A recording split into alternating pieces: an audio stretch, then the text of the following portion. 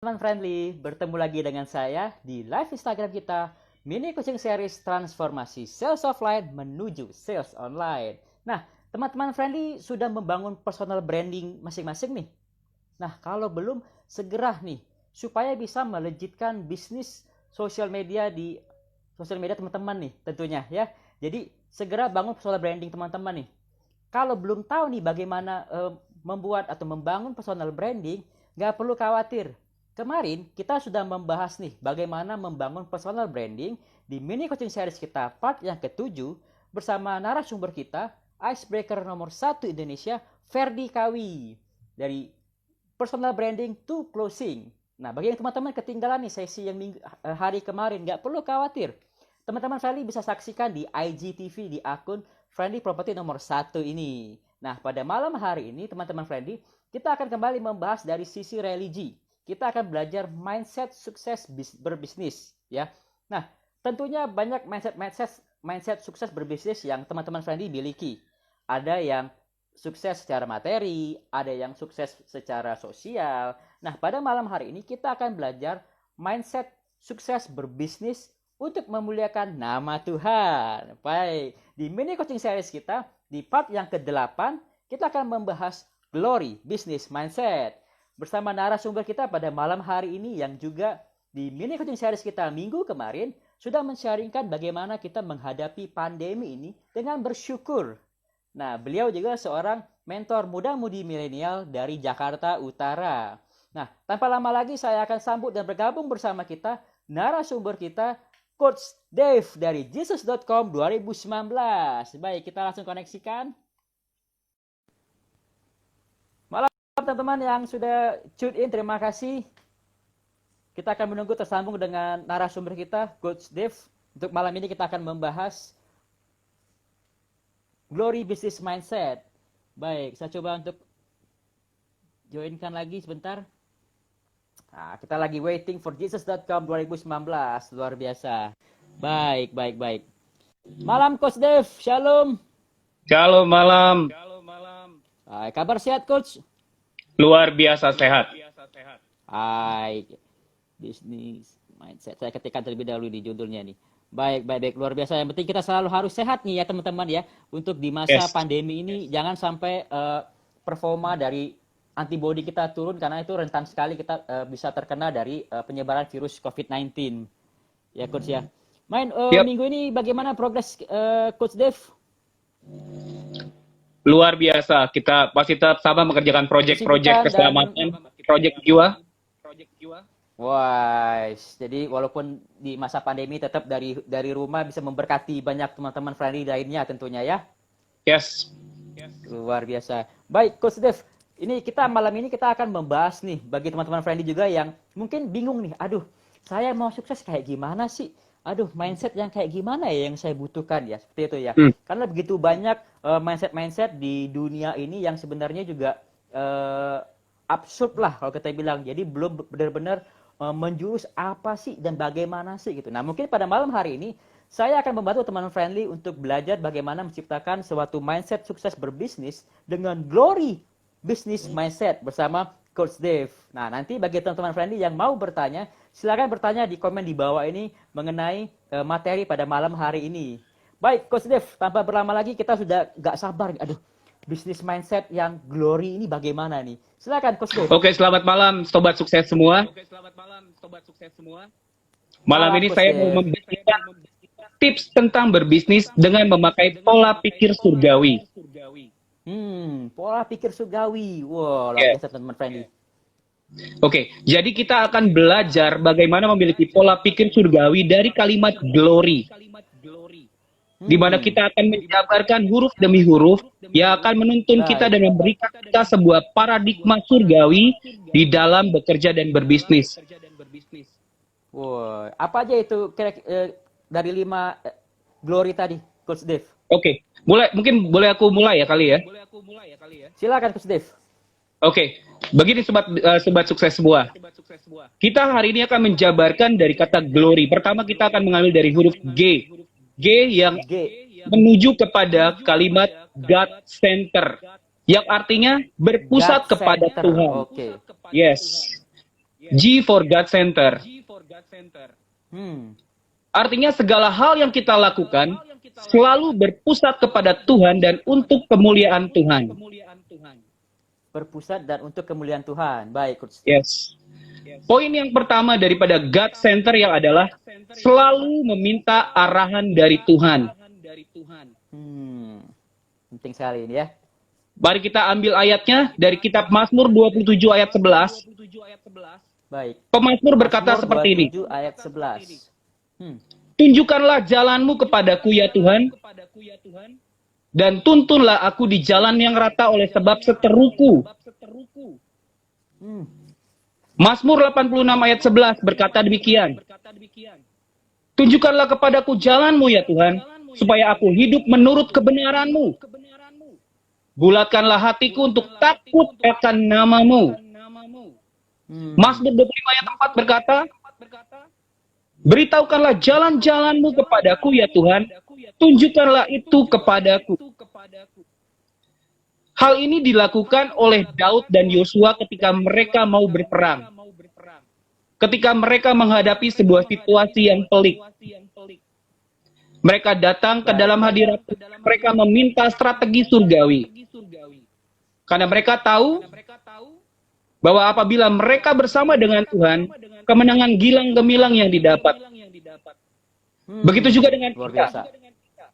Ketika kita meminta arahan dari Tuhan, meminta strategi daripada surga, maka keberhasilan yang akan kita capai. Baik. Poin kedua daripada G for God Center adalah selalu melakukan kehendaknya Tuhan. Mazmur Lakukan kehendak 143 Tuhan ya teman-teman ya. Mazmur 143 ayat 10 berkata demikian. Ajarlah aku melakukan kehendak-Mu sebab Engkaulah Tuhanku. Kiranya roh-Mu yang baik itu menuntun aku di tanah yang rata. Amin. Sebagaimana Yesus berkata, bukan kehendakku yang jadi, melainkan kehendak Bapa. Sedemikian juga kita di dalam berusaha, bekerja, berkarya. Bukan kehendak kita. Bukan kehendak kedagingan kita, tapi kehendak Bapa, yang pastinya kehendak Bapa adalah sempurna dan baik bagi kita.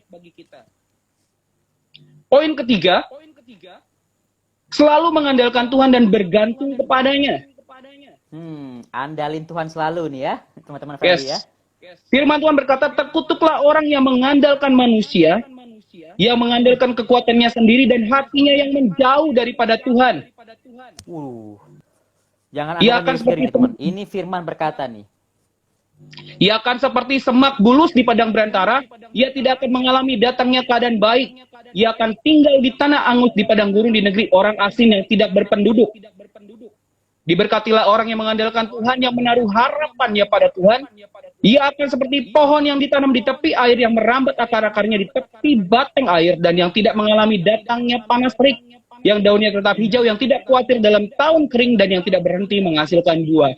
Artinya ketika kita selalu mengandalkan Tuhan dan bergantung kepada Tuhan, segala usaha kita, segala karya yang kita lakukan, itu pasti akan berhasil.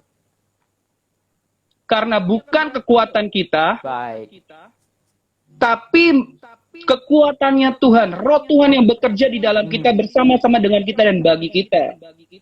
Amin, that's right teman friendly ya. Poin yang berikut daripada G for God Center adalah selalu mengikut sertakan Tuhan dalam segala kegiatan. Amsal 3 ayat 5-6 berkata, percayalah kepada Tuhan dengan segenap hatimu dan janganlah bersandar kepada pengertianmu sendiri. Akuilah dia dalam segala lakumu, maka ia akan meluruskan jalanmu. Amsal 16 ayat 3 berkata, serahkanlah perbuatanmu kepada Tuhan, maka terlaksanalah segala rencanamu. Tuh, serahin kepada Tuhan semua nih teman-teman friendly ya, rancangan-rancangan bisnis kita nih tentunya teman-teman friendly. Kita biasa mendengar pepatah atau quote seperti ini, man proposes, God disposes. Manusia berupaya, manusia merencanakan, tapi Tuhan juga yang menentukan.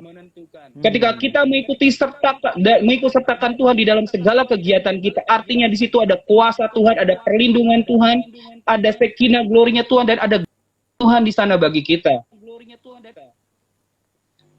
Poin kelima dari G for God Center adalah miliki rasa takut akan Tuhan, sehingga memiliki hikmat Tuhan dalam mengambil keputusan dan bertindak.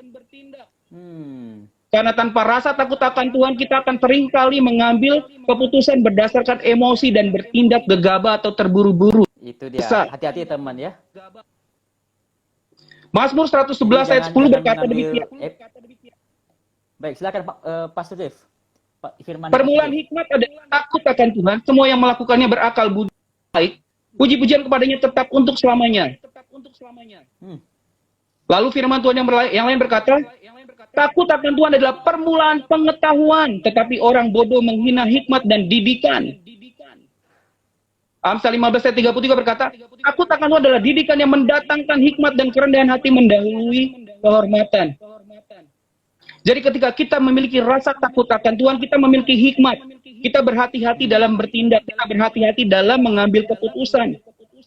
Sehingga ketika kita mengambil keputusan, itu dengan kepala yang dingin, dengan penuh pertimbangan.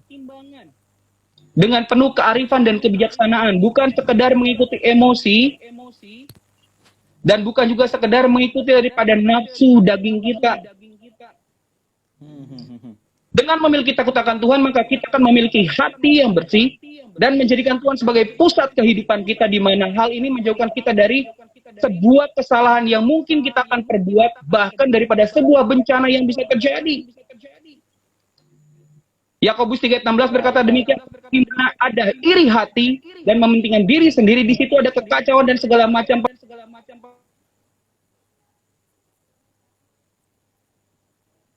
Baik, mungkin koneksinya sedikit terganggu karena trafiknya cukup tinggi pada malam hari Ya. ini ya. Saya akan lanjut Coach Dev. 1 Timotius 6 ayat 10 berkata, karena akar segala kejahatan adalah cinta akan Tuhan. Sebab oleh memburu uanglah beberapa orang telah menyimpang dari iman dan menyiksa dirinya dengan berbagai-bagai duka. Kebanyakan daripada kita, fokus kita hanya kepada uang. Dan pada akhirnya ambisi kita membuat kita menjadi gelap mata. Sehingga kita menghalalkan segala cara. Yang pada akhirnya itu akan mendatangkan sebuah duka buat kita, mendatangkan sebuah permasalahan atau bencana. Jadi sangatlah dibutuhkan untuk memiliki rasa takut akan Tuhan. Sekarang kita masuk kepada alfabet yang berikut, atau huruf yang berikut adalah L. Baik, dari Glory, G, sekarang L. L. Apa nih Coach Dev untuk L nih? L for loyal to process, atau setia kepada proses. Loyal to process, itu dia teman-teman friendly ya. Oke, artinya di dalam proses pembentukan dan berjalannya waktu di dalam usaha yang kita lakukan, kita berlaku setia. Tidak menyimpang ke kiri dan ke kanan, tidak mengambil jalan pintas atau shortcut, tidak menghalalkan segala cara untuk mempercepat, melainkan mengikuti taat setia sampai akhir. Yes, sampai akhir, sampai tuntas ya Coach Dev ya. Yes. Poin pertama adalah setia dalam hal yang kecil yang Tuhan percayakan. Matius 25 ayat 21 berkata demikian, maka kata tuannya itu kepadanya, baik sekali perbuatanmu itu, hai hambaku yang baik dan setia. Engkau telah setia dalam perkara kecil, aku akan memberikan kepadamu tanggung jawab dalam perkara yang besar. Masuklah dan turutlah dalam kebahagiaan. Ketika kita setia terhadap hal yang kecil, yang Tuhan percayakan, yang kolega kita percayakan, yang atasan pimpinan kita percayakan, ketika kita melakukannya setia, maka hasil daripada kesetiaan itu akan dipercayakan hal yang lebih besar lagi. Lukas 16 ayat 10 berkata begini, barang siapa setia dalam perkara-perkara kecil, ia juga akan setia terhadap perkara-perkara besar. Perkara besar. Tuh, yes. Dari yang kecil dulu, perkara kecil akan diberikan tanggung jawab perkara yang besar ya Coach ya. Dan barang siapa tidak benar dalam perkara-perkara kecil, ia juga tidak benar dalam perkara-perkara besar. Jadi menjadi benar, menjadi setia dalam perkara kecil itu dibutuhkan. Jujur dalam perkara kecil, kita juga akan jujur dalam perkara besar. Ketika kita jujur di dalam perkara kecil, kita bisa dipercaya, maka akan dipercayakan hal yang lebih besar, proyek yang lebih besar, berkat yang lebih besar buat kita. Poin yang kedua daripada L, loyal to process, adalah selalu bersuka cita, sabar dan berdoa apapun keadaannya. Itu dia teman-teman, selalu bersuka cita ya, walaupun masa pandemi, bersyukur ya Coach Dev ya. Yes. Roma 12 ayat 12 berkata demikian, bersukacitalah dalam pengharapan, bersabarlah dalam kesesakan dan bertekunlah dalam doa. Apapun keadaan yang kita hadapi saat ini, tetap bersuka cita, tetap bersabar dan terus berdoa, percaya bahwa Tuhan pasti memberikan terobosan. Tuhan pasti memberkati dan Tuhan selalu bersama-sama dengan kita. Hati yang gembira akan menghasilkan ide-ide kreativitas yang baru, yang luar biasa, yang cemerlang. Orang yang sabar, dia akan telaten melakukan setiap pekerjaannya dan hasilnya akan bagus. Diikut sertakan dengan berdoa, artinya segala sesuatu kita bungkus dengan kemuliaan dan kuasanya Tuhan. Itu. Poin ketiga dari L. Setia melakukan kewajiban dan tuntunan serta perintah Tuhan. Baik. Firman Tuhan berkata seperti ini, lakukanlah kewajibanmu dengan setia terhadap Tuhan Elohimmu dengan hidup menurut jalan yang ditunjukkannya dengan tetap mengikuti segala ketetapan, perintah, peraturan, dan ketentuannya seperti yang tertulis di dalam hukum Musa, supaya engkau beruntung dalam segala yang kau lakukan dan dalam segala yang kau tuju. Artinya ketika kita melakukan kewajiban kita sebagai seorang pekerja, kita melakukan kewajiban kita bekerja dengan baik. Ketika disuruh cari prospekan, kita mencari prospekan, tidak malas-malasan. Hal Harus tersebut rajin akan ya. menjadi untung dalam segala hal yang kita lakukan. Ketika kita menjadi seorang pebisnis, kita melakukan kewajiban kita. Oke, sesuai dengan perjanjian berapa barang yang harus kita kirim. Kirim sesuai dengan perjanjian. Hasilnya, si customer, si konsumen itu akan menjadi puas, dan dia akan terus berkelanjutan berbisnis dengan kita. Poin yang berikut adalah, poin keempat, tidak terburu-buru menghalalkan segala cara guna mendapatkan apa yang diinginkan. Nah, ini penting juga ya teman-teman ya. Jangan buru-buru. Jangan pengen halalin hal-hal yang nggak baik lah gitu. Harus ke orang pintar sana, orang pintar sini. No, itu adalah proses ya teman-teman ya. Jangan ya teman-teman ya. Silakan Coach. Amsal 13 ayat 11 berkata begini, harta yang cepat diperoleh akan berkurang, tetapi siapa yang mengumpulkan dikit demi dikit akan menjadi kaya. Ketika kita mendapatkan sesuatu dengan cepat, artinya kita tidak akan memberikan sebuah penghargaan yang besar atas hal tersebut. Tetapi apabila kita mendapatkannya dengan sebuah usaha, dengan tekad yang penuh, maka kita akan menghargai apapun itu, baik uang atau hasil atau apapun itu. Jadi jangan terburu-buru, jangan mengambil jalan pintas, shortcut, menghalalkan segala cara, pokoknya harus dapat, pokoknya harus berhasil. Tidak bisa seperti itu. Bisa-bisa di ujungnya adalah kita mendapatkan celaka. Waduh. Jadi kayak peribahasa, sedikit demi sedikit lama-lama jadi bukit. Nah, Yes. itu ya teman-teman friendly ya. Poin kelima adalah tidak berlaku curang. No. Di dalam curang. kesetiaan dalam proses, kita tidak boleh berlaku curang. Amsal 22 ayat 8 berkata, orang yang menabur kekurangan akan menuai bencana, dan amarahnya akan habis binasa. Baik. Artinya apabila kita berlaku curang, kita tidak jujur, maka buahnya adalah bencana buat kita. Teman-teman friendly perhatiin ya, mau berkat atau bencana nih. Jadi kalau mau berkat, jangan main curang ya teman friendly ya. Oke, sekarang kita masuk ke huruf yang ketiga. O for obedience to truth. Obedience, dari glory, obedience ya. Yes. Atau taat kepada kebenaran firman Tuhan. Ya. Artinya apa sih? Artinya taat kepada apa yang dikatakan oleh Tuhan, apa yang dikatakan oleh firman Tuhan, oleh kebenaran ajarannya, dan apa yang dikatakan dan diperintahkan oleh Dia. Bersungguh-sungguh mendengarkan dan berpegang pada firman Tuhan, itu adalah poin yang pertama daripada obedience to truth. Keluaran 19 ayat 5 berkata seperti ini, jadi sekarang jika kamu bersungguh-sungguh mendengarkan firman dan berpegang pada perjanjianku, maka kamu akan menjadi harta kesayanganku sendiri di atas segala bangsa. Akulah yang empunya seluruh bumi. Artinya ketika kita sungguh-sungguh mendengarkan firman Tuhan dan berpegang, kita menjadi harta kesayangannya Tuhan. Yang namanya harta kesayangan Tuhan akan pelihara, Tuhan akan memberkati. Ulangan 11 ayat 1, haruslah engkau mengasihi Tuhan Elohimmu dan melakukan dengan setiap kewajiban terhadap dia dengan senantiasa berpegang pada segala ketetapannya, peraturannya, dan perintahnya. Artinya terus berpegang, apapun yang Tuhan katakan kita terus berpegangan. Baik. Poin yang ketiga adalah hidup sebagai anak terang, tidak ikut nafsu duniawi. Tuh. Ya, selalu menjadi terang bagi dunia ya. Firman juga menjadikan kita menjadi garam dan terang dunia ya, Coach Dev ya. Ya, di dalam dunia usaha, di dalam dunia kerja, kita harus menjadi terang di sana. Jangan mengikuti hawa nafsu duniawi kita, kedagingan kita, keinginan kita. 1 Petrus 1 ayat 14 berkata, hiduplah sebagai anak-anak yang taat dan jangan turuti hawa nafsumu yang menguasai kamu pada waktu kebodohanmu. Ketika kita dikuasai oleh nafsu duniawi kita, pikiran kita menjadi gelap, mata kita menjadi buta. Apapun kita lakukan yang ujungnya adalah kembali sebagai bencana.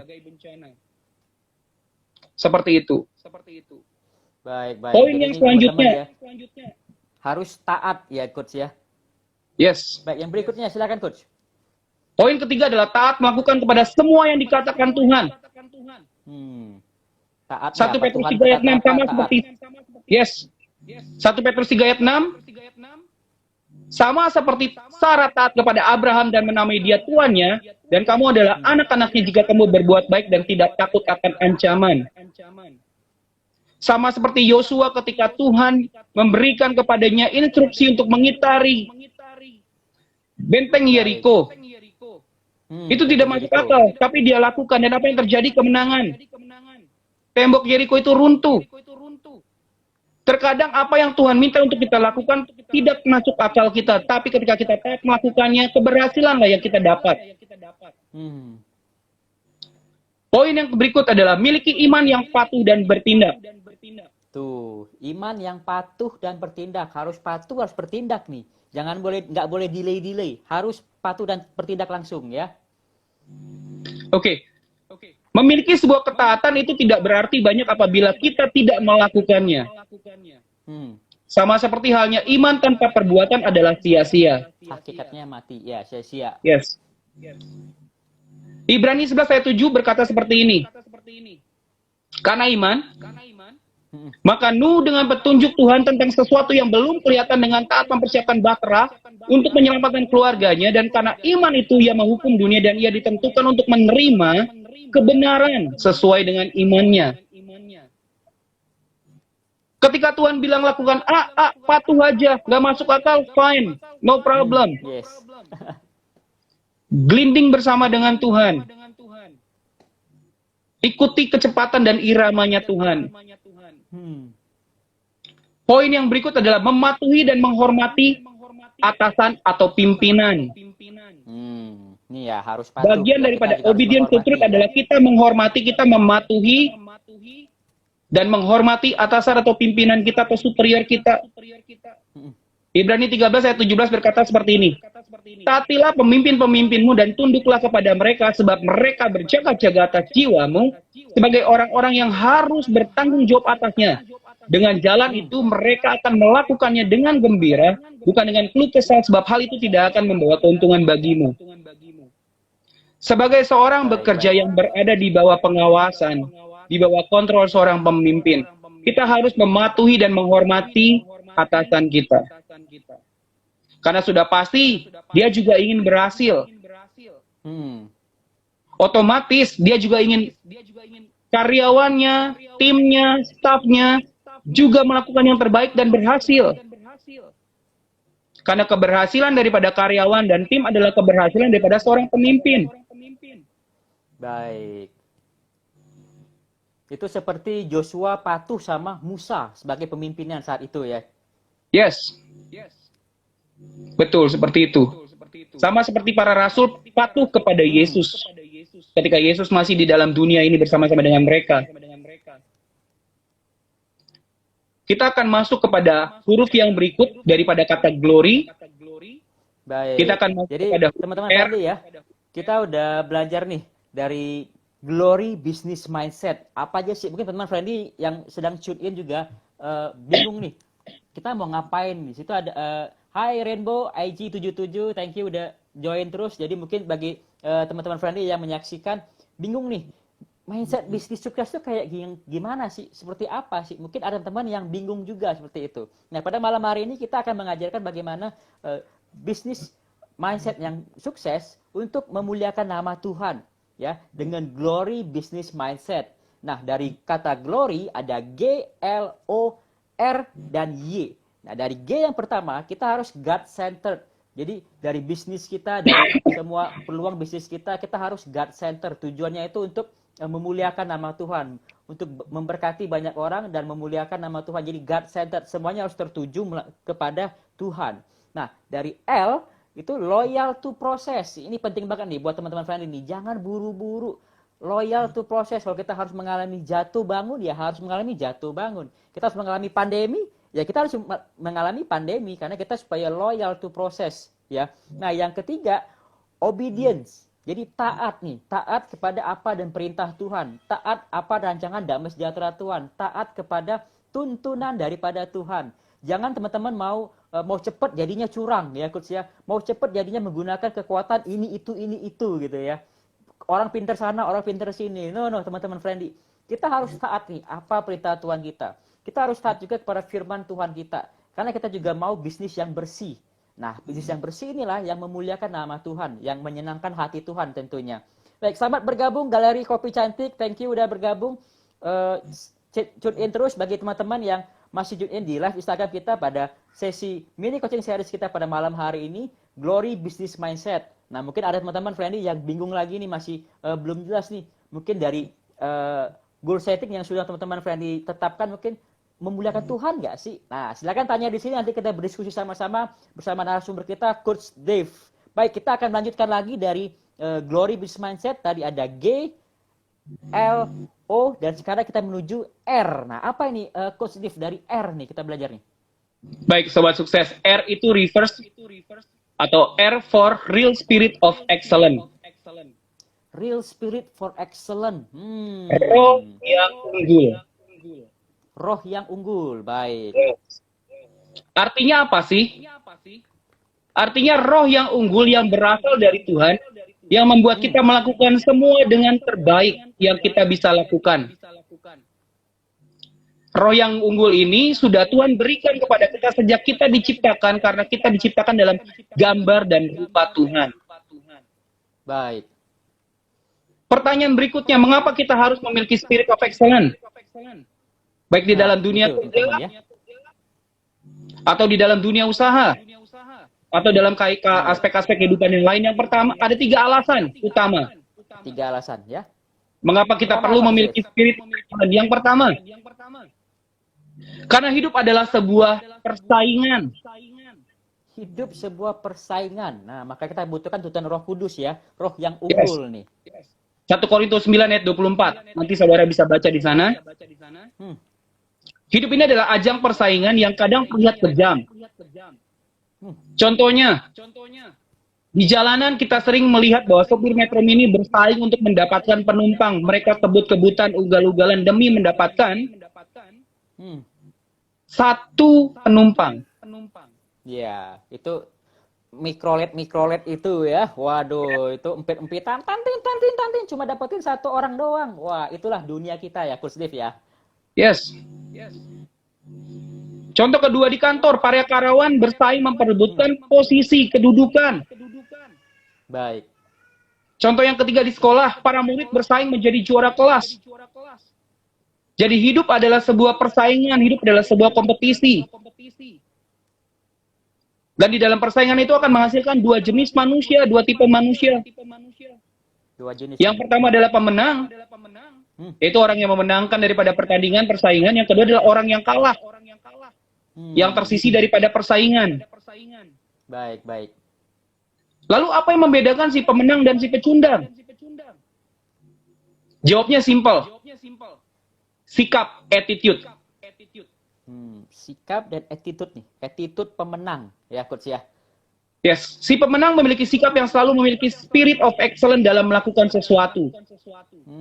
Dia melakukan dengan segala daya dan upaya memberikan yang terbaik yang dia miliki.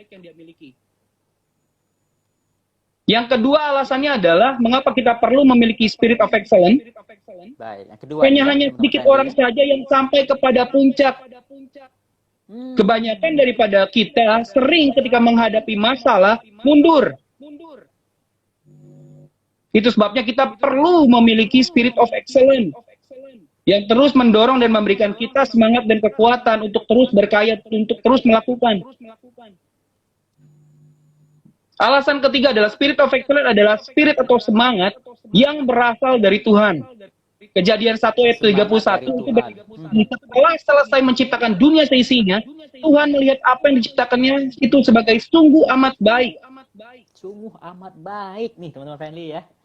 Hal ini menunjukkan spirit of excellence yang dimiliki oleh Tuhan sendiri. Dia melakukannya sampai dia berkata sungguh amat baik. Amat baik, ciptaan Tuhan itu semuanya perfect ya. Ya. Kalimat di atas itu tepat sekali. Bayangkan kalau misalnya Tuhan menciptakan bumi ini asal-asalan. Apa yang akan terjadi? Bintang-bintang bisa bertabrakan di angkasa. Tidak ada malam, yang ada hanya siang atau kebalikannya. Waduh, panas itu, nggak ada siang itu, aduh nggak ada malam gitu ya, Manusia tidak bisa berjalan tegak, tapi merangkak punya kaki empat. Bisa jadi hidung manusia ada di mata, sementara kuping ada di kaki, tangan ada di kepala. Akan terjadi sebuah kekacauan. Puji Tuhan, Tuhan memiliki spirit of excellence di dalam bekerja, sehingga semua rapi dan teratur dengan baik. Dan spirit of excellence ini Tuhan sudah berikan kepada kita. Dalam hal apa saja kita harus memiliki spirit of excellence? Sebenarnya kita memerlukan spirit of excellence ini di dalam seluruh aspek kehidupan kita. But since ini adalah coaching tentang bisnis, maka ada dua bidang yang utama yang saya mau soroti dan prioritaskan. Baik. Bidang apa aja itu, Coach? Silakan, Coach. Yang pertama adalah bidang dalam bekerja. Bekerja nih. Amsal 6 ayat 6 sampai dengan 8 firman Tuhan berkata, "Hei pemalas, pergilah kepada semut, perhatikanlah lakunya dan jadilah bijak. Biarpun tidak ada pemimpinnya, pengaturnya atau penguasanya, ia menyediakan rotinya di dalam musim panas dan mengumpulkan makanannya pada waktu panen." Artinya, mau bilang seperti ini, baik ada pengawas, baik ada bos, ada pemimpin, ada supervisor, atau tidak, tetap lakukan tugasmu, kewajibanmu, tetap bekerja dengan baik, berikan yang terbaik, hasilkan yang terbaik. Harus Dengan melakukan hal ini, kita menunjukkan spirit of excellence. Artinya kita nggak mau magabut. Kalau anak-anak milenial bilang makan gaji buta. magabut ya. Gaji buta aja dah, cukup dah gitu. No ya. Kita mau ada hasil, kita mau ada prestasi. Kalau 1:23 berkata seperti ini, pekerjaan apa saja yang diberikan kepadamu, hendaklah kalian kerjakan dengan sepenuh hati. Seolah-olah Tuhanlah yang kalian layani dan bukan hanya manusia. Ini saya ambil dari terjemahan bahasa Indonesia sehari-hari. Jelas di situ dikatakan, pekerjaan apa saja yang diberikan kepadamu, hendaklah kalian mengerjakannya dengan sepenuh hati. Seolah-olah kalian mengerjakan sama Tuhan. Apapun jenis pekerjaanmu, baik pekerjaan yang memiliki tingkat kesulitan tinggi atau tingkat kesulitan yang paling rendah, yang memiliki sebuah prestis yang tinggi atau tidak, lakukan dengan yang terbaik yang bisa kamu lakukan. Hanya orang-orang yang bekerja memiliki spirit of excellence saja yang akan mencapai kesuksesan besar dan akan berhasil. Itu dia. Jadi walaupun nggak ada mentornya, nggak ada bos dari tempat, ataupun nggak ada pengawas dari tempat, tetap aja seperti sekarang, teman-teman kan pada work from home nih, nggak di kantor, nggak di supervisi oleh manajernya. Tetap harus produktivitas tinggi, berikan kualitas kerja yang terbaik, seperti juga seperti di kantor, nggak ada bedanya. Cuma ruangannya doang di kamar atau di rumah, tapi produktivitasnya tetap top dong. Yes. Orang yang memiliki spirit of excellence tidak usah mencari pekerjaan. Ekstrim terdengarnya ya. Gak usah cari kerjaan kalau kita punya spirit of excellence. Nah, bagaimana? Kenapa? Ya? Kenapa? Karena pekerjaan tersebut yang melamar diri kita. Woi, kita yang dicari toh. Wah, luar biasa, Coach. Ketika kita memiliki sebuah prestasi, terutama di dunia bisnis, di dunia usaha, atau bahkan di tempat kerja kita, Yes, yes. otomatis yang namanya promosi itu datang sendiri. Nggak usah cari. Kenapa? Karena pimpinan kita bisa melihat hasil daripada pekerjaan kita. Di dalam dunia usaha, ketika kita memiliki spirit of excellence, kita melakukan segala sesuatu dengan terbaik, otomatis partner-partner bisnis, konsumen-konsumen kita akan menjadi puas. Dan secara otomatis mereka membutuhkan sesuatu, mereka akan mencari kita terlebih dahulu. Bukan kita yang mencari mereka lagi gitu ya. Karena apa? Mereka puas, mereka tahu bahwa mereka akan mendapatkan yang terbaik. Itu adalah benefit daripada memiliki spirit of excellence. Ini berlaku dalam bidang pekerjaan apa saja. Contohnya, sebagai contoh, mungkin kita semua tahu direktur daripada perusahaan internet Google namanya Eric Schmidt. Kalau sobat sukses tahu bahwa Eric Schmidt adalah seorang direktur yang menerima gaji paling rendah di antara rekan-rekannya yang menjadi direktur untuk perusahaan-perusahaan papan atas dan perusahaan-perusahaan besar. Wah, itu direktur di perusahaan besar seperti Google, tapi dia dapat gaji paling sedikit di antara sederajat direktur-direktur lainnya ya. Yes. Tapi hal ini tidak menyurutkan tekadnya untuk bekerja dengan semangat memberikan yang terbaik. Karena dia memiliki spirit of excellence. Hasilnya adalah karena melihat hasil kerja daripada Eric Schmidt yang hebat, akhirnya perusahaan memberikan saham padanya, jumlahnya itu besar, 10,7 juta lembar saham. Dengan nilai sebesar 5,5 miliar dolar Amerika. Luar biasa berkatnya. Jadi gajinya kecil tapi Tuhan berikan anugerahnya yaitu berupa saham yang begitu luar biasa ya Coach ya. Mantap ini. Ini terjadi karena ini ya. Ini terjadi karena dia memiliki spirit of excellence. Dia melakukan segala sesuatu dengan yang terbaik yang dia bisa lakukan. Tanpa berkeluh kesah. Tanpa pakai hitung-hitungan. Dia tetap bersyukur, dia tetap memberikan yang terbaik. Nilai yang dia dapat adalah sebuah nilai yang fantastis yang melebihi daripada gaji daripada rekan-rekan yang sederajat selevel dengan dirinya, yaitu direktur-direktur daripada perusahaan-perusahaan yang besar lainnya. Percayalah sobat sukses, kalau Anda memiliki spirit of excellence, Anda akan dibayar mahal. Anda akan mendapatkan hasil yang luar biasa. Orang tidak mau membayar mahal untuk prestasi yang biasa-biasa saja, bukan? Yo, jelas dong. Pasti kita Tetapi punya, orang yang ya, berprestasi luar biasa. Siapapun ingin mendapatkannya. Contoh, kita tidak akan mengeluarkan sejumlah uang yang besar untuk sekedar menonton pertandingan bola antar kampung. Karena sudah jelas, pertandingannya pasti biasa-biasa aja gitu kan. Yes. Sebuah klub bola tidak akan meng-hire seorang pemain bola dengan harga yang tinggi apabila skill dan permainannya itu biasa-biasa aja. Kita ambil contoh Cristiano Ronaldo. Wow, itu kakinya itu mahal berapa miliar sekali tendangan gol itu ya. Luar biasa tuh. Contoh yang lain, kita tidak akan bersedia antri lama-lama untuk makan di sebuah restoran yang makanan itu biasa-biasa aja. Yang nggak ada punya value-nya lebih. Sama seperti itu. Ketika kita tidak memiliki spirit of excellence, maka semuanya ya biasa-biasa aja dan tidak akan mendapatkan hal yang lebih. Poin yang nomor 2 adalah yang saya soroti dalam memanfaatkan waktu. Efesus 5 ayat 6 sampai ayat 16. Pergunakanlah waktu yang ada dengan sebaik-baiknya karena hari-hari ini adalah jahat. Perhatikan, pergunakanlah waktu yang ada dengan sebaik-baiknya. Saya ambil daripada terjemahan AYT. Dalam terjemahan BIS bahasa Indonesia sehari-hari, gunakanlah sebaik-baiknya setiap kesempatan yang ada padamu karena masa ini adalah masa-masa yang jahat. Dikatakan gunakan waktu, gunakan kesempatan dengan sebaik-baiknya karena kesempatan nggak akan datang 2 kali. Baik. Ketika pimpinan mempercayakan kamu sebuah proyek, lakukan, ambil kesempatan itu, lakukan sebaiknya, yang terbaik. Karena mungkin saja kesempatan itu tidak akan datang lagi. Yes. Ketika ada juga yang bilang nih, kesempatan seperti angin yang lewat ya. Udah merasa, keburu lewat gitu ya.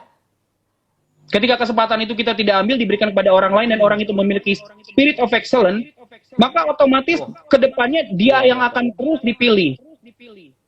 Jadi ambil kesempatan itu, lakukan yang terbaik. Sobat sukses, Tuhan itu adil dengan memberikan setiap kita waktu yang sama 24 jam sehari, nggak ada yang 25-26 jam sehari. Semua sama 24 jam. Bisa dicek. Semua bisa Tapi dicek jam kenapa? tangannya. Ada nggak yang 25-26 gitu? Yes. Semua 24 jam, 12 ya. Oke, tapi kenapa ada orang yang sukses dan ada orang yang tidak? Salah satu jawabannya adalah pada pemanfaatan waktu, punctuality. Dalam memanfaatkan waktu ada dua jenis manusia. Yang pertama adalah manusia yang suka memboroskan waktu. Dia membuang-buang waktunya untuk hal-hal yang tidak produktif, yang tidak berguna seperti nongkrong, nonton TV berjam-jam, main burung, main handphone, main gadget. Manusia jenis ini tidak akan sukses. Jenis kedua adalah manusia yang memaksimalkan waktu. Jenis kedua adalah manusia yang memaksimalkan waktu, yaitu waktu hidupnya sebagian besar dipakai untuk melakukan hal-hal yang produktif dan berguna, seperti belajar, membaca buku-buku yang membangun, yang menambah skill, kemampuan. Dia bekerja, mungkin dia mengambil kegiatan-kegiatan lain, ikut les-les yang semakin memperkaya dirinya, mendengarkan kaset khotbah yang bisa menguatkan daripada manusia rohaninya, berdoa, dan sebagainya. Mereka juga bukan orang-orang yang aneh, mereka juga punya waktu untuk bermain, mereka juga punya waktu untuk bersantai, tapi itu dilakukan sebagai selingan, bukan yang utama. Kebanyakan orang yang gagal, mereka memakai waktu yang ada, yang seharusnya menjadi selingan, mereka jadikan hal yang utama. Manusia jenis ini pasti akan sukses kalau orang-orang yang selalu punctuality, selalu memakai waktu dengan tepat. Contohnya adalah para bintang NBA, for example, Kobe Bryant, almarhum, atau LeBron James, atau Michael Jordan. Mereka kehilangan masa muda mereka karena mereka pakai waktu yang ada, mereka maksimalkan untuk berlatih, untuk meningkatkan skill mereka. Sementara teman-teman yang lain, mereka mungkin hangout, mereka pergi ke diskotik, tapi lihat akhirnya, hasilnya. Michael Jordan, almarhum Kobe Bryant, LeBron James, mereka adalah orang-orang yang sukses yang mendapatkan penghasilan yang besar. Dimana mungkin saat ini teman-teman slatingnya mereka sedang menghadapi situasi pelik dalam keuangan, atau tidak menikmati kekayaan seperti yang mereka nikmati, atau tidak menikmati keberhasilan seperti yang mereka nikmati. Ada harga yang harus dibayar tentunya. Yes. Manusia yang memaksimalkan waktu adalah manusia yang memiliki spirit of excellence. Ya, waktu. Saya nggak punya jam tangan dia. Yang terakhir harus bijaksana dipakai benar-benar nih. Yang terakhir, silakan coach. Yang terakhir dari kata Y itu for yielding rights, atau menghasilkan yang baik. Yielding the rights. Oke. Yielding rights. Artinya adalah segala hal yang kita lakukan haruslah memiliki goal yang baik, menghasilkan sesuatu yang baik yang berguna bagi kemaslahatan orang banyak atau keuntungan bagi kepentingan orang banyak, bukan hanya untuk dirinya sendiri atau sedikit segelintir golongan. Baik. Matius 12 ayat 33 berkata seperti, jikalau suatu pohon kamu katakan baik, maka baik pula buahnya. Jikalau suatu pohon kamu katakan tidak baik, maka tidak baik pula buahnya. Sebab dari buahnya pohon itu dikenal. Dari hasilnya orang akan melihat apakah kita adalah seorang pebisnis yang baik, pegawai yang baik atau bukan. Karena segala sesuatunya dinilai dari hasil. Nah, dari hasil ya, memang friendly ya. Seorang striker sepak bola dikatakan dia moncer, dia tokcer dalam mencetak gol ketika dia memiliki gol yang banyak. Yes, kalau dia gol banyak berapa kali? Wah, Cristiano Ronaldo tuh. Golnya udah berapa? Itu top player. Yang berikutnya adalah Amsal 3 ayat 27-35. Ini yang terakhir. Janganlah menahan kebaikan daripada orang-orang yang berhak menerimanya, padahal engkau mampu melakukannya. Yielding rights artinya juga kita memberikan hak apa yang menjadi hak daripada seseorang tanpa kita sunat, tanpa kita korupsi, tanpa kita potong. Ketika pegawai kita memang harus mendapatkan sebuah penghargaan, berikanlah bonus dan penghargaan yang sesuai dengan kesepakatan. Bahkan alangkah lebih baik kalau berikan bonus lebih. Itu kan bonus. Sehingga maju dirinya lagi berkarya, menghasilkan yang terbaik. Ayat 28 berkata, janganlah engkau berkata kepada Saul, pergilah dan kembalilah besok akan kuberi sedangkan yang diminta ada padamu. Artinya hasilkanlah yang baik. Ketika orang tahu bahwa kamu adalah orang yang sukses, jangan pelit membagikan tips. Kiat-kiat bagaimana mencapai kesuksesan. Bagikan ilmu yang kamu miliki sehingga orang juga boleh berhasil. Dan dia menjadi berkat. Banyak orang ini namakan diberkati untuk menjadi berkat. Ayat 29, janganlah merencanakan kejahatan terhadap sesamamu, sedangkan tanpa curiga ia tinggal bersama-sama dengan engkau. Jangan bertengkar tidak semena-mena, ayat 30. Jangan iri hati, ayat 31. Karena orang yang sesat adalah kekejian. Artinya begini, di dalam bekerja, haruslah kita menghasilkan sesuatu yang baik, jangan mereka-rekakan yang jahat. Jangan karena kita ingin naik posisi, kita merekakan yang jahat terhadap kolega kita. Ya, Jangan karena kita sikit ingin kiri, cepat sikit kaya, kanan ya, teman friendly ya.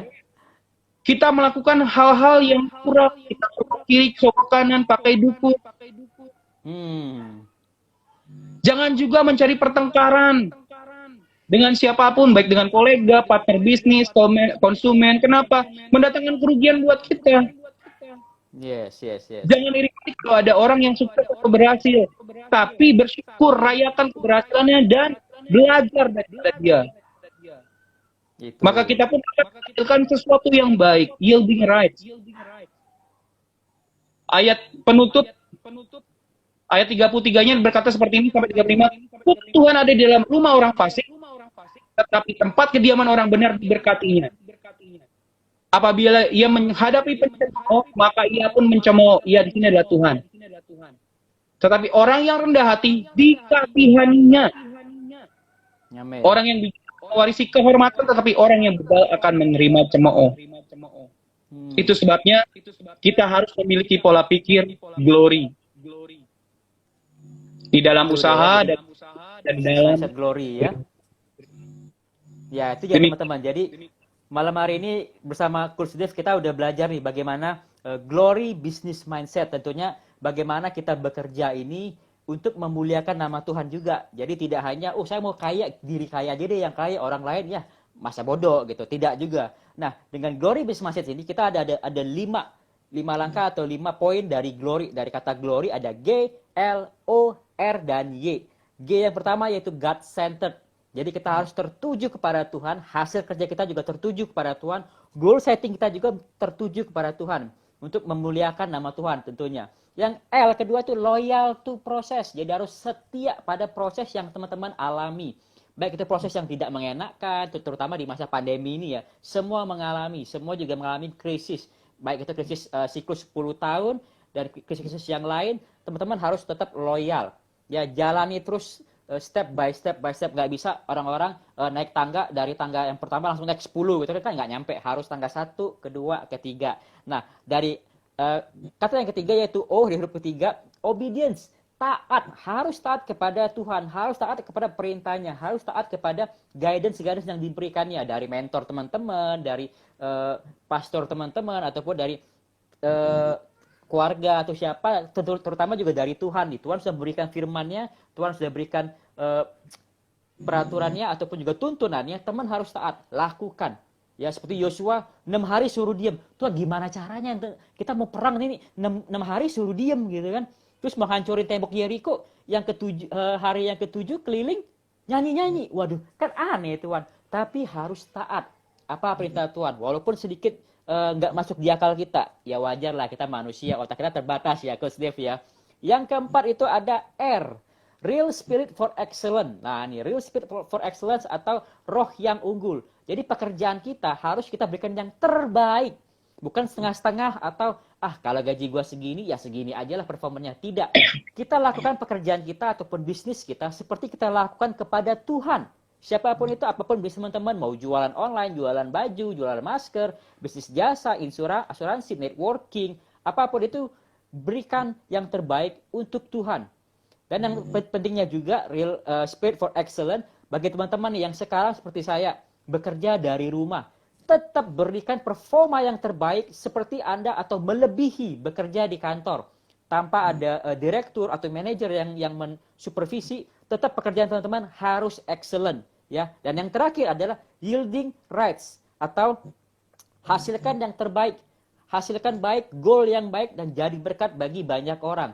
Jadi yielding the rights atau yielding rights untuk menghasilkan yang baik. Kita tidak hanya kaya, it's good for you untuk menjadi teman-teman menjadi kaya, tapi dengan kekayaan kita bisa menjadi berkat dong. Banyak juga kita bisa membantu kolega-kolega lain, keluarga-keluarga yang katakanlah belum beruntung seperti kita bisa bantu mereka atau bantu teman-teman ataupun komunitas-komunitas sosial.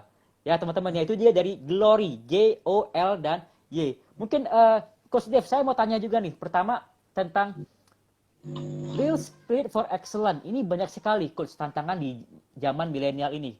Tentunya namanya kayak korupsi, kemudian juga kecurangan, itu terkadang datang dari komunitas. Ya, banyak sekali itu datang dari komunitas yang dimana, oh si itu korupsi kok nggak apa-apa, oh si itu agak sedikit curang lah nggak apa-apa, oh si itu ada perjanjian bawah meja.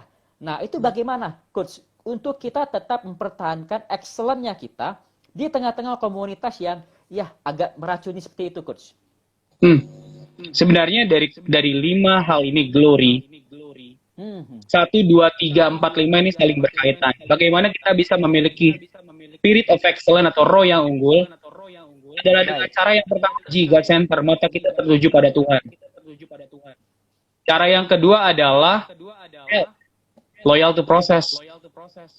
Kita nggak iri sama orang lain, nggak mau mengikuti orang-orang yang lain. Yang kita mau ikuti hanya tuntunan tatanan yang datang daripada Tuhan. Baik. Obedience kepada kebenaran firman Tuhan. Apakah yang disampaikan oleh orang-orang di sekeliling kita itu adalah benar adanya dan mendatangkan kebaikan buat kita? Atau justru menimbulkan permasalahan bagi kita di ujungnya? Atau di hari depan? Seperti itu. Dengan kita mengikuti step GLO, maka kita akan mendapati R tadi. Real spirit of excellence. Real spirit of excellence. Jadi walaupun teman-teman atau komunitas kita, ada di situ ada yang curang, di situ ada yang korupsi, atau situ ada pakai cara ya yang sedikit kurang menyenangkan, tetap teman-teman takut akan Tuhan. Ya, kuncinya kita harus takut kepada Tuhan supaya kita juga bisa memantapkan kita punya spirit of excellence, supaya kita tidak terhipnotis atau mungkin kita ikut-ikut, situ juga begitu, ikut aja lah. No, kita tahu nih bahwa perbuatan mereka tadi pertanyaannya mendatangkan kebaikan atau mendatangkan bencana. Nah, teman-teman bisa evaluasi dengan 2 pertanyaan ini ya. Selamat datang, selamat bergabung dari Christine Handayani, thank you sudah join. Juga dari Galeri Kopi Cantik, masih juga stay tune. Ini Bu Tintin ya, Galeri Kopi Cantik ya, sampai lupa nih. Bu Tintin yang luar biasa. Mungkin Bu Tintin ada mau tanya, langsung tanya di bawah. Bagaimana supaya Bu Tintin juga bisa lebih sukses lagi memuliakan Tuhan dengan bisnisnya nih. Bu Tintin nih networkingnya luar biasa. Produk Amway, kopinya nih, harus dicoba nih kopinya ya. Dan juga bisnis properti juga nih bersama Galeri Kopi Cantik ya. Nah, kok satu pertanyaan lagi nih. Kalau kita usaha nih, teman-teman sekarang yang sedang berbisnis, bisnisnya turun seperti itu, yang kehilangan pekerjaan. Nah, tadi kita bilang bahwa loyal to process, terkadang loyal to process ini Coach juga yang menjadikan tantangan nih. Prosesnya susah banget sih. Mau naik jabatan aja kerjaannya kayak gini. Bisnis aja tantangannya, ekonomi lagi turun, pandemi seperti itu. Nah, terkadang jadinya apa? Menghalalkan cara yang lain. Seperti itu. Nah, bagaimana nih supaya kita bisa mengerti lah kehendak Tuhan. Tuhan, saya ini harus ngapain nih? Saya mau loyal sama proses tapi mungkin bingung. Harus tunggu kah? Atau harus melakukan sesuatu kah? Nah, bagaimana bisa mendapatkan bimbingan seperti itu? Coach, silakan. Oke. Yang pertama pasti kita membangun intimasi kita dengan Tuhan. Kita berdoa. Kita tanya sama Tuhan apa yang menjadi kehendak Tuhan. Dan kita bisa minta sama Tuhan, Tuhan jawabannya mungkin bisa lewat khotbah yang saya dengarkan. Atau Tuhan kirim mentor, Tuhan kirim seseorang yang dimana orang Tuhan pakai untuk membangun lagi semangat saya, untuk mengajarkan saya. Atau bisa Tuhan memakai sebuah sarana yang sedang Bro Julius lakukan, mini coaching series, di mana hal ini membangun, memberikan ide-ide yang baru. Saya percaya bahwa ini semua datang dari tuntunan Tuhan. Yes, ini hasil doa loh ya. Sedikit kesaksian mungkin karena di masa pandemi ini, mau ngapain Tuhan, ya bingung Tuhan, stres, depresi. Akhirnya apa, saya berdoa, Tuhan tolong saya minta pertolongan, saya nggak tahu mau bagaimana, berikan hikmat-Mu. Kecetus ide, hubungi Coach Ferdi Kawi, dia akan membantu kamu. Saya telepon, ajak makan mie, ajak breakfast. Akhirnya apa? Coach Ferdi Kawi lah yang membimbing saya untuk bisa branding go online dan menjadi berkat bagi teman-teman friendly di rumah masing-masing nih ya. Baik teman-teman friendly, jadi itu dia tadi kita udah membahas di part 8 ini, Glory Business Mindset. Jadi bagaimana teman-teman bisa bekerja ataupun berbisnis yang memuliakan nama Tuhan. Dari kata glory ada 5 poin, tadi ada dari huruf G, L, O, R, dan Y. Di mana G yang pertama adalah God-centered, kemudian L, loyal to process, O, obedience atau taat kepada perintahnya Tuhan, kemudian L, real spirit of excellence atau roh unggul, ya. Dan yang kelima, yield rights atau hasilkan yang baik. Luar biasa. Semoga teman-teman yang mendengarkan, yang tune in, juga yang nantinya akan mendengarkan, memberkati sekali bagi teman-teman yang kebingungan nih, mungkin mau mindsetnya kayak gimana. Tentu salah satu mindsetnya adalah Glory Business Mindset. Bisa menjadi bisnis mindset, bisnis sukses teman-teman friendly. Baik, saya ucapkan terima kasih karena waktu kita sudah terbatas. Coach Dave luar biasa sekali memberkati materi hari ini. Terima kasih. Semoga kita bisa bertemu lagi di minggu depan dengan tema yang lebih memberkati teman-teman friendly lagi. Walaupun di masa pandemi ini tetap kita bisa berkreasi menjadi berkat bagi banyak orang. Banyak caranya. Kalau katakanlah si setan nih menutup gereja-gereja, tetapi gereja bisa terbuka di rumah-rumah dan bahkan go online. Ya Coach ya, luar biasa. Thank you Coach. Oke, terima kasih Bro Julius. Kita akan bertemu lagi di Jakarta ya. Setelah ini PSBB selesai, SKIKM selesai, saya bisa terbang ke Jakarta nih. Kita ketemu langsung nih. Mantap. Ya. Luar biasa. Thank you. Shalom, Tuhan memberkati Coach Dev. Thank you. Thank you, Kita God bless. Coach Dev terlebih dahulu. Baik, itu dia teman dari mini coaching series kita yang di part 8 kita membahas Glory Business Mindset. Jadi teman-teman sudah tahu nih bagaimana bekerja dengan excellent, berbisnis dengan baik, tidak curang, harus loyal sama proses dan God-centered. Besok kita akan bertemu lagi di live Instagram kita di mini coaching series transformasi sales offline menuju sales online. Dengan part yang ke-9 kita akan membahas digital sales design. Nah, ini penting juga nih buat teman-teman yang berbisnis via media online, media sosial, butuh bagaimana sih? Saya newbie, pengen bikin desain grafis, bingung gitu ya. Alatnya nggak ada, cuma ada HP. Nah, besok kita akan membahas digital sales design di mini coaching series kita besok hari Jumat pukul 19 ya, di jam yang sama di Instagram, di akun Instagram ini, Friendly Property nomor 1 Indonesia. Baik, thank you buat audiens yang sudah mendengarkan, yang sudah tune in. Terima kasih sekali. Pesan saya tetap produktif, tetap optimis, dan upgrade terus ilmu teman-teman friendly di masa pandemi ini. Stay at home, jaga jarak aman, dan patuhi arahan pemerintah untuk mengurangi penyebaran virus COVID-19. Bersama saya, Julius Rahman, Friendly Property nomor 1 Indonesia. Selamat malam, salam friendly, dan berjumpa lagi besok. Tuhan memberkati.